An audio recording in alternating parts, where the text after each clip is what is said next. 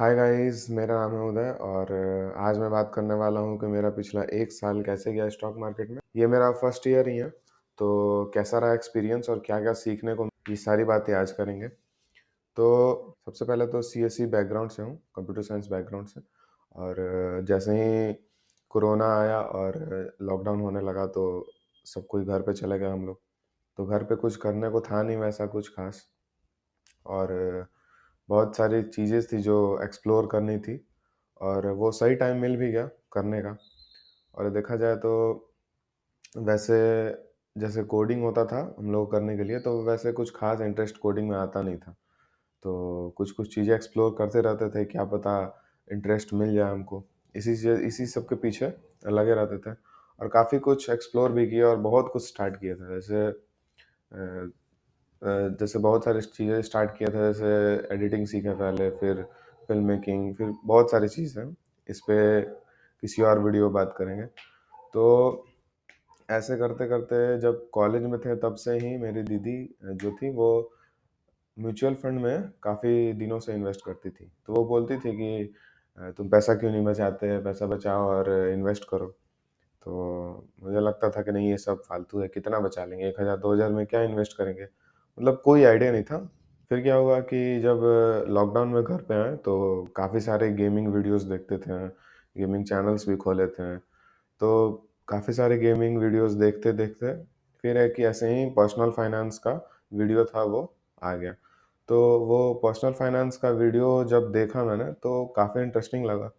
उसके बारे में बताया था, मतलब कंपाउंडिंग के बारे में बताया था कि कंपाउंडिंग से कैसे लोग फाइनेंशियली फ्रीडम जो बोलते हैं लोग वो पा सकते हैं और कैसे आप रिच बन सकते हैं और क्या-क्या चीज़ें हैं जो 20-21 साल तक आपको पता होना चाहिए। ये सब चीज़ें थी उसमें, तो काफ़ी इंटरेस्टिंग लगा। तो कंपाउंडिंग के बारे में और जानने का कोशिश किए और यूट्यूब वीडियोज़ काफ़ी सारे देखे। तो धीरे-धीरे करते-करते म्यूचुअल फंड के बारे में पता चला, उसके बारे में अच्छे से एनालाइज़ किए। उसके बाद मतलब आज 5 मार्च को रिकॉर्ड कर रहे हैं, तो 5 मार्च को मेरा स्टार्टिंग था, मीन्स स्टार्ट कर दिए थे इस सब के बारे में जानना। और आज के दिन म्यूचुअल फंड में पहली बार इन्वेस्ट किए थे। तो म्यूचुअल फंड में इन्वेस्ट करके वीडियोज़ देखते रहते थे और कुछ ख़ास वैसा कुछ प्रॉफ़िट नहीं बना था। तो 1 मंथ के अंदर में वो जो पैसा था वो वापस निकाल लिया मैंने और सोचा कि अब स्टॉक मार्केट में लगाएँगे 1-2 मंथ बाद।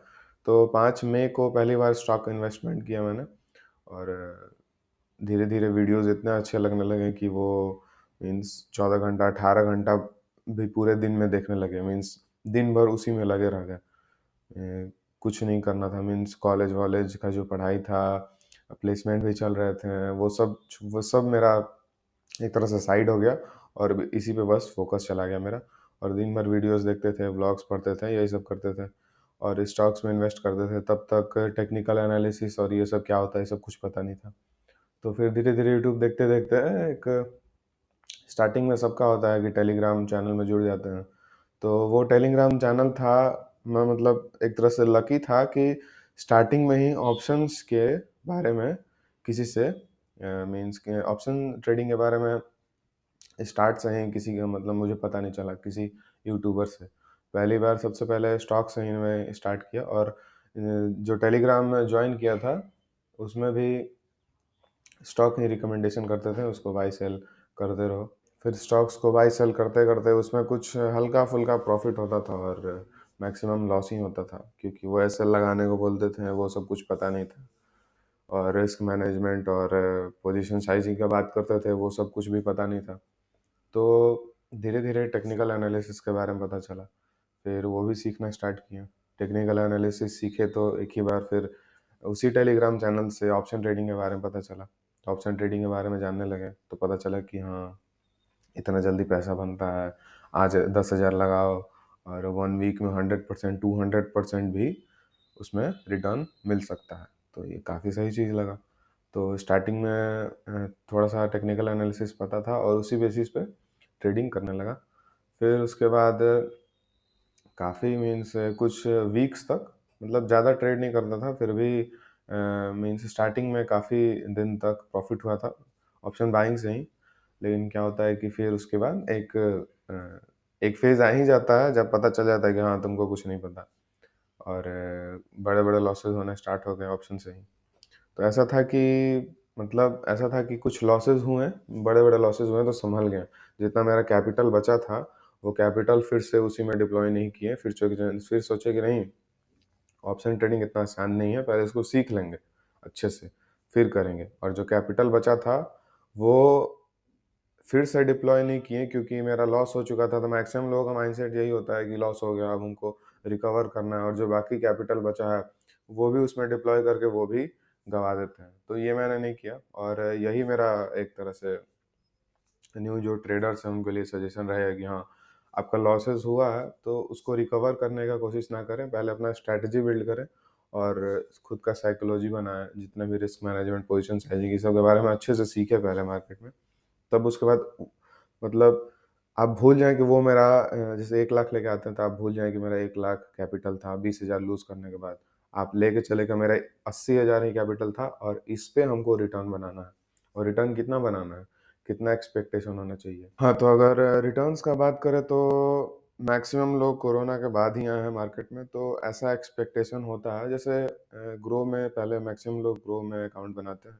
काइट उतना मतलब स्टार्टिंग में बिगिनर के लिए उतना अच्छा नहीं लगता तो ग्रो में बनाते हैं और उसमें एक कितने सारे ऐप्स में फीचर होते हैं कि जिससे दिखाते हैं कि 1 साल का कितना रिटर्न था, 2 साल का कितना था।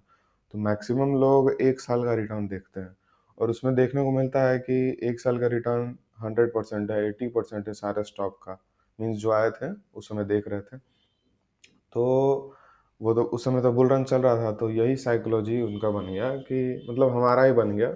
हमारा यही बन गया साइकोलॉजी कि हाँ, ऐसा ही रिटर्न हम लोग को हरदम मिलता है, ठीक? अब जो ऐसा है कि जो सीखने पे कम फ़ोकस कर रहा है और ये बस रिटर्न पे फ़ोकस कर रहा है, वो क्या करेगा कि रिटर्न के पीछे ही भागेगा और जितने पैसा है वो सारा लूज़ कर देगा।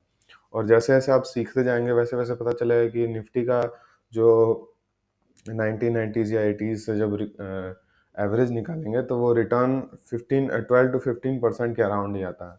तो आपको इतना ही एक्सपेक्टेशन रखना चाहिए और आपका अगर स्किल डेवलप कर रहा है आप अगर स्विंग ट्रेडिंग कर रहे हैं, तो 2 टू 3% मंथली आप लेके चल सकते हैं। तो जैसे आपका मान लीजिए 1 लाख से स्टार्ट किए हैं, 20,000 ऑप्शन ट्रेडिंग में गया और 80,000 बचा, तो आपका कैपिटल उतना ही है। वो 20,000 भूल जाइए कि रिकवर करना है फिर से ऑप्शन ट्रेडिंग में ही डाल के। अगर आप बिगिनर हैं तो और अगर फिर इसके बाद यहाँ से स्विंग ट्रेडिंग स्टार्ट करें, मतलब मैंने भी यही किया। स्विंग ट्रेडिंग स्टार्ट किया मैंने और यही टारगेट लेके चला, मीन्स सीखने के बाद। फिर सबसे ज़्यादा फ़ोकस टेक्निकल एनालिसिस पे देना स्टार्ट किया। फिर काफ़ी कुछ सीखा, पैटर्न्स और ट्रेंड लाइन्स और जो भी थे। पहले तो इंडिकेटर्स के जाल में फँस चुका था, वो सारे फँसते हैं। लेकिन इंडिकेटर्स सही हैं अगर अगर आप समझ जाएँ कि हाँ, प्राइस के हिसाब से इंडिकेटर चलता है, इंडिकेटर के हिसाब से प्राइस नहीं चलता है, ये समझ जाएँगे तो फिर इंडिकेटर्स का आप अच्छा यूज़ कर लेंगे। पहले यही नहीं पता था, लगता था कि हाँ, इंडिकेटर से प्राइस चलता है। तो बस यही सब बातें हैं और इंडिकेटर्स में 2-3 इंडिकेटर्स चूज़ कर लिए मैंने और उस पे काम करना स्टार्ट किया। फिर एक प्राइस एक्शन और इंडिकेटर बेस्ड एक स्ट्रैटेजी बनाया। फिर धीरे-धीरे करके इंडिकेटर्स उसमें से हट ही गए, बस ओनली प्राइस एक्शन बच गया मेरे स्ट्रैटेजी में। और उसी पे काम कर के फिर मीन्स इतने 1 साल में जो जितने भी लॉस हुए थे ऑप्शन ट्रेडिंग और पहले के स्विंग ट्रेडिंग में, उसको रिकवर किया मैंने और प्रॉफिटेबल भी बना। तो ऐसा है कि आप थोड़ा मीन्स अपना ग्रीड को कंट्रोल में रखेंगे और एक्सपेक्टेशन बहुत कम रखेंगे। मीन्स 2 टू 3% मंथली का मतलब हो गया आपका मतलब 20 टू 30% सालाना हो गया आपका, जो कि बहुत ज़्यादा होता है। तो अगर आपका इतना एक्सपेक्टेशन होगा, तो आप स्लोली मूव करेंगे और एक अपना लॉन्ग टर्म में आपका प्रॉफिटेबल होना ही है। और इसके साथ आपको मतलब स्ट्रैटेजी पे और बैक टेस्टिंग ये सब पे तो टाइम देना ही पड़ेगा। तो ये सब बातें हैं, फिर मैंने स्विंग ट्रेडिंग पे ही ज़्यादा फ़ोकस किया और सोचा कि नहीं, स्विंग ट्रेडिंग पहले कर लेते हैं। और एक और बात, एक मेन बात करना, अगर आपको ऑप्शन ट्रेडिंग करना भी है, मतलब मेरा ये स्ट्रैटेजी है कि आप अगर अगर ऑप्शन बाइंग मुझे करना है, ऑप्शन सेलिंग का तो उसके लिए तो कैपिटल चाहिए बहुत बड़ा, ठीक, अगर मतलब यूट्यूब में कितना सारे दिखाते भी हैं कि हाँ 25,000 में 30,000 में कर लीजिए, लेकिन उससे आप कर तो लेंगे, लेकिन आप फिर उसके बाद एडजस्ट नहीं कर पाएंगे। और ऑप्शन सेलिंग में एडजस्ट करना मीन्स वो तो नेसेसरी है। अगर अपना लूजिंग ट्रेड को भी आप न्यूट्रल करना चाहते हैं या उसको प्रॉफिट बनाना चाहते हैं, तो उसको एडजस्टमेंट तो करना ही पड़ेगा। तो यही है कि ऑप्शन अगर स्टार्टिंग में है तो ऑप्शन बाइंग ही करेंगे, अगर कैपिटल कम है तो कैपिटल कम है तो ऑप्शन बाइंग भी कर रहे हैं। तो ऑप्शन बाइंग में भी मेरा मतलब ये सोच के चल रहे हैं कि अगर स्विंग ट्रेडिंग में जो भी प्रॉफिट हो रहा है, तो वो जो रिस्क होगा ना अपने कैपिटल पे नहीं लेंगे, अपने जो प्रॉफिट है उसी प्रॉफिट पे ऑप्शन ट्रेडिंग करेंगे। उसके बाद मैंने 2-3 बार किया भी था, तो उसमें प्रॉफिट लॉस दोनों हुआ था, लेकिन जो मेरा स्विंग ट्रेडिंग का प्रॉफिट था उस पे मैंने रिस्क लिया था। तो उसमें क्या होता है कि साइकोलॉजिकली आप प्रिपेयर्ड होते हैं एक तरह से। अपने कैपिटल पे अगर रिस्क लेंगे तो वो साइकोलॉजिकली आप मतलब अगर लॉस होगा तो चकनाचूर हो जाएंगे अंदर से। फिर यही बात है कि जो भी रिस्क होगा आपका प्रॉफिट पे ले तो अच्छा है। स्टार्टिंग में प्रॉफिट बनाए पहले स्विंग ट्रेडिंग और इन्वेस्टमेंट में ही। अगर आपको ऑप्शन ट्रेडिंग में जाना ही है तो, अगर नहीं जाना तो फिर यही सब सही है। और जितने भी बातें किए मैंने, जो कैसे मैंने स्टार्ट किया, क्या क्या क्या एक्सप्लोर किया, क्या क्या स्टार्ट किया था, और जितने भी टेक्निकल एनालिसिस और जैसे जैसे ऑप्शन ट्रेडिंग का स्ट्रैटेजी, स्विंग ट्रेडिंग कैसे करता हूँ, ये सारी बातें नई वीडियो में करेंगे। चलो तब आज के लिए इतना ही, इस वीडियो में इतना ही, मिलते हैं। अगर अच्छा लगे तो सब्सक्राइब और लाइक भी कर देना, मेरा पहला वीडियो। ठीक है, बाय।